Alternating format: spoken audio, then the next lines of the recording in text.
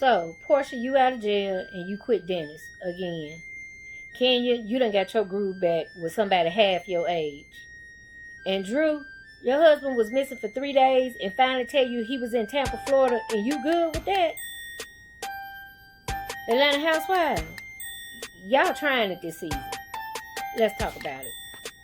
So this episode of Real Housewives of Atlanta starts with Kenya and Cynthia. Cynthia shows up at Kenya's house and she's coming up the back way.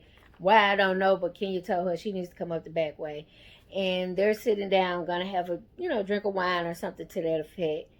And Latoya, the doorbell rings, and Cynthia's like, "Who is that?" She was like, "Oh, that's my friend Latoya." And Cynthia's like, "She coming through the front door, but you made me climb Mount Everest to get back here and go through the woods, the branches, the trees, the river, to Grandmama's house we play, to get up here to have some wine with you." And she was like, "Oh, Cynthia, don't be like that." So Kenya runs down and she lets Latoya in, and Cynthia's already not feeling Latoya because she's like, "You just met this girl, you really don't know much about her, and you've already invited her to your house. Kenya don't even take to people like that." And she was like, "So y'all that cool that you feel that comfortable with this girl coming to your house?" And they flash back to Cynthia and Latoya when they met and all that. So Kenya's getting ready to sock it to Cynthia. And mark Nene's words, it's coming. Nene said Kenya was going to bring down this franchise. And I can see the wheel spinning already from the interviews she's been giving and talking about Cynthia's wedding and things to that effect. I can already tell it's going to be some bull. So Kenya is talking about her separation with Mark and about the different things that he's been doing. And so Latoya lets him know he's Trinidadian, which she is as well. And so she was like, men like him, they are very hard to deal with. They're called horners, which are men that are very possessive, strong mind, strong-willed, and things to that effect. And she just talks about all the different variations of Trinidadian men. And she was like, "I know them. I've grown up with them, you know." So it's like, okay, we're going to see where this go because it's interesting. I mean, Kenya and this young girl just clicking, and it's just going too good to be true. I'm like, Cynthia, off top, y'all just buddy. It ain't fitting well with me. So they were talking about, Cynthia was talking about she's having a wine tasting and she wants to tap into the black business owners for her wine cellar. And so she invited both of them. Now, you talking about the girl going over Kenya's house and they just met, you going to bring her to your house. But anyway, they're going to have a wine tasting. She wants her to come. And Latoya was like, "Oh, great, because you live on the river, right?" And she was like, "I can't wait to see the river." And it was like, it's not a river, it's a lake. Hence, Lake Bailey. And she was like, "Oh, well, I can't wait because it's like a little stream or it's like a river that runs behind it." She was like, "It's a lake. It's a lake." And then here's Kenya old shady butt about, "I think her and Portia are going to get along just fine." Come on, follow up my girl Portia now. Y'all still want to hold that Underground Railroad on her. She done came past it. Quit playing. And that was a dig and that was a shade at Latoya, and Latoya didn't catch it. But okay, just keep playing around with Kenya. You going to feel the wrath. So we transfer over to Portia's house. She's there with her mom and, well, no, she's in jail and she's just been released from jail, and she's FaceTiming her mom and her sister and Pilar because she hadn't seen them since she went on the for the protest for Breonna Taylor, and then she got arrested. And she was just talking about that she's doing it for her daughter. She was like, "When I look at Breonna's mom and she can't hug and she can't kiss, it's all worth it." And she talked about how it felt to be in jail, and she just really missed her support system. And so it cuts off and she's like saying bye and that she'll see everybody soon. So then we get over to Cynthia. Cynthia meets Drew. And they're at a little cafe and they're talking, and comes to find out that Drew just moved to Atlanta. But Drew was introduced to Cynthia through Eva. Now I'm kind of side-eyeing Bravo. I don't know if that was a good look. And for Drew, you got introduced And you had one blogger who said, well, maybe they was testing her out while she got introduced so many times throughout while Eva was there. But I feel like if I'm Eva and I introduce you and brought you in trying to get you on the show and this, that, and the other, and then I get canceled and they bring you in, to me, that's kind of like a stab in the back. Because if it wasn't for me bringing you into my scenes and introducing you to my crew and introducing you to Bravo, you wouldn't be here. And she's here and Eva's not. So to me, I kind of looked at that a little sideways. And so while they were talking, she asked Drew, did she know about Kenya? She was like, Kenya's in a movie career, in the movie business, has an acting career. And Drew was kind of like, crickets. No, she's not really. What she was saying was, I don't know if she old. She was like, I'm up here with the Megan Goods, with the Notori Loftons, Notori Notlin. Is that how you say her name? Notori from Ghost. So she was like, I don't know her. But it was a slight dig because, she's heard of her. She knows her from the show. She's, kind of met her through Eva. But she was like, I don't know her in that field. She was like, no, I'm out here working. I sing. But acting pays the bills. She was like, so no. So it was a real funny type thing. So we scoot over and they show Drew a couple weeks prior to coming on. It shows her husband, Ralph, her mom. She says, like most people, mom came in to visit. COVID hit. Mom didn't leave. Mom stayed there. I'm like, how are these mamas coming to live with y'all and they got houses and lives back home? So they just dropped everything that they were doing to come here and then get caught up with COVID and then stay. It just made absolutely no sense to me. And so Drew talks about how her and her husband have been married 6 years, but together 6.5. She was like, people laugh at that. She was like, but it moved fast. She met him, on a set that she was filming on, Crazy Sexy Too, cool, because she played T-Boz. And then they went out on a date, went from there 6 months, in. They were happy. Then next 6 months they were married. So, okay, they moved pretty fast. Ralph makes jokes about her mom. Her mom is a pastor. And they, I just didn't get if she's is she a pastor or a preacher? But even in that, you just gave up your whole life and you moved down here with your daughter. And it just makes no sense to me. So, the mom asked, it was their anniversary. So they served Drew roses and breakfast in bed. And her mom asked them to do praise and worship the next day for church. And it was like, usually we take the whole weekend and celebrate our anniversary. But, we can probably swing this. But my mindset is, it's COVID. What church are y'all going to doing praise and worship in the middle of a pandemic? See, that's the problem with these churches. They don't want to close these doors because they don't want to lose their money. And then y'all got people here risking their lives, getting COVID, getting sick, losing jobs, dying. The church has no revenue to take care of these people, but yet you want to say, keep sending your tithes and offers as praise God. God is going to hear you, take care of you, and then you get COVID, get sick and die. The church can't do nothing but send you a plant. Or you get COVID and you laid off work and you can't work. The church can't send you nothing because, the money is down. Our benevolent fund is been maxed out. But we'll pray for you. See, that's that mess. That's that mess. And I'm like, y'all in the middle of a pandemic. Y'all in the middle of a pandemic talking about having church. Let me get off my soapbox. Let me bring it back in. So, we go over to Candy Riley for the graduation. And of course, it's COVID. And it shows that things are different. They're spaced out. Seats are everywhere. They're in an open field. They're trying to get a picture. Mama Joyce is in her tripping talking about, my baby's graduating. It was so hard for me. All the work that I put in. Candy, like all the work you put in. What work you don't put in? I'm her mama. But that's Mama Joyce. Got to take credit for stuff that ain't credit. That ain't even credited to her. But she was the grandmama. But of course, when she did put in work, we'll give Mama Joyce that. Because when Candy was on the road and she had Riley, it was Mama Joyce that stepped up and took care of stuff.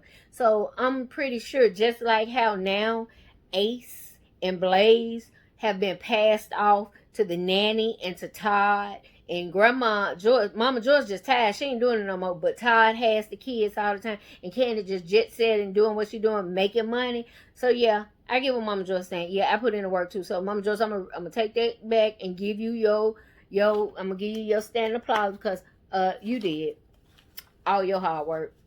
You right. You did. So we get back to Portia, and Portia has made it back home, and she's talking about the protest jail and her grandfather, and she can really see what his movement meant, and she can really see the sacrifices that he made. And so she said, and it was worth her sacrificing and having jail time, because now she sees, she said, I can come here and hug my daughter. She said, but Brianna's mom can't. She said, when I walked out of that jail and her mom met me, she said it was the best feeling in the world to get a hug, to let her know I'm trying my best for your daughter. She said, and everybody can't get that. She said, so it was all worth it for her. And you can tell that Pilar was, happy to see mom, but irritated. And it took a toll on the whole family. So, hats off to Portia, because like I said in the last video, Portia has come a long way. And she's really doing a thing, and I'm really proud of her. And she talked about how while she was out protesting, how Dennis was a good support system. Mom even gave him his accolades. But in their relationship, they're struggling once again. It's the simple thing. She said that he has his place in the inner city, and then he stays with her sometime. It looks like Mom and Lauren is probably with her all the time, too. Which Portia has the means. She has the house. She has this. She has that. So she's able to do what she needs to do. And so, her support system is good, it's strong, and it's there. But she's saying it is taking a toll on her and Dennis' relationship, what's new. And so they may have to step back. So we move on over to Cynthia's house. And first shows up is Kenya and LaToya. They come together. And then Mike is at the house. So,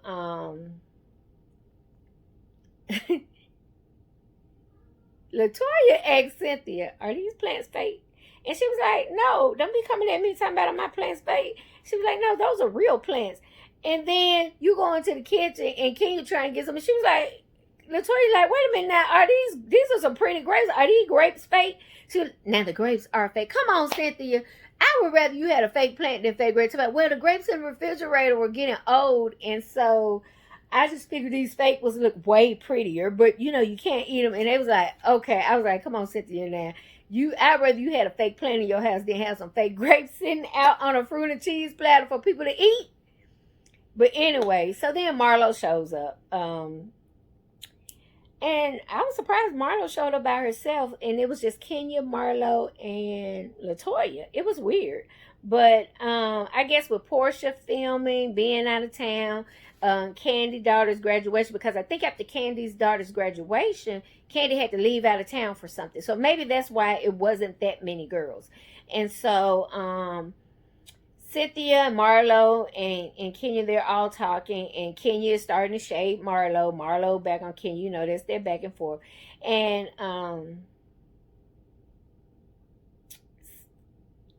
Kenya and LaToya are very kiki-ish, and you can tell that it's bothering Cynthia. But like I said, let it play out, because I believe Kenya is going to turn on Cynthia this season for real, because she doesn't have Nene to go at. And so I really feel like she's going to take this time to get at Cynthia to keep something new and fresh and going. So you have Candy, Todd, and Mama Joyce. They're back at the house. So Candy gave Riley some roses. And Riley was like, yeah, thanks, Mom, but I really would have rather had money. And she was, oh, I'm playing. I'm like, no, your ass not. No, you didn't. So they were just talking about her new journey and her going forth and being a woman and this, that, and the other. So Todd stands up and says, I got you a gift. And so in his gift, he pulls out a wad of money and gives it to Riley. Now, I got a problem with it. Todd, all while you've been on this show, you've been talking about Riley is spoiled. She's bougie. She does not have a sense of reality. She doesn't work for anything because she doesn't have to. She hasn't acquired anything. But you turn around and you get her a wad of money. But your own daughter, you refuse to help. You refuse to give her money. You won't even let Candy give her aid. You're going to have to make it make sense for me, because I'm looking at you real sideways. To me, that was really, really effed up, Todd. And if Kayla sees this, I know Kayla's going to feel some type of way, because in your mind, she needs to get it for herself. No, I'm teaching her how to be strong. The girl been struggling all her life, being raised didn't know you, finally meet you, then raised by your mama, and then your mama died. Then she tries to come in and be a part of y'all family. Y'all kind of ostracize her. You put her down. You tell her she don't deserve this and she don't deserve it. And then you turn around on national TV and praise Riley by giving her money. That's some bull. That's some real life bull. That's some bullshit. So, Lake Bailey, we're back at Lake Bailey, and LaToya is asking, they talking about Riley, the graduation and stuff like that, and Candy, and they talked about how Riley, her first car, I think it was a Mercedes, and LaToya was like, "Ooh, my first sugar daddy bought me my Mercedes," and then I was like, "Girl." And then Marlo was like, "I need to give me a sugar daddy, and so he can buy me some stuff, and we can move forward." And then King was like, "You know what a sugar daddy is. Don't play." She was like, "Y'all just said I had a sugar daddy. I never said I had a sugar daddy. I just said I had men that took care of me. It's a difference." So we move forward. LaToya talking about how she was a stripper. And then they want to get on the definition of a sugar daddy. Kenya is like, whatever. I don't know what a sugar daddy is, and that's the story, and I'm sticking to it. So you got Kenya and LaToya just playing Kiki, and everybody looking at them crazy, like, what the hell going on? And even Marlo had to shade and be like, "Oh, so is this a new Kenya? Where did this Kenya come from?" And they over there playing like they gonna kiss and grind and hump on each other. Mike looking around like, "Oh, okay, that's some girl on girl. I like that." But it was just crazy. So eventually Drew and her husband arrives. Mike, his name is Ralph. And so when he gets there, Mike meets him because they know each other. They've met previous. And they go to talk, have a little man talk. Drew goes in and sit down with the ladies. And Kenya feels like she's underwhelmed with Drew. Like, Drew ain't all that. So I'm like, okay, here you go. Now, you ain't chopped down LaToya, but you over here ready to pounce on Drew for no apparent reason. And Drew is talking, just trying to explain some things. They're having a little kiki moment, and LaToya keeps interrupting her. And Drew's like, okay. She lets the first one slide, and then she kept talking. And then LaToya came back through and was like, "See, Drew, that's why I don't like you." And she was like, "What are you talking about?"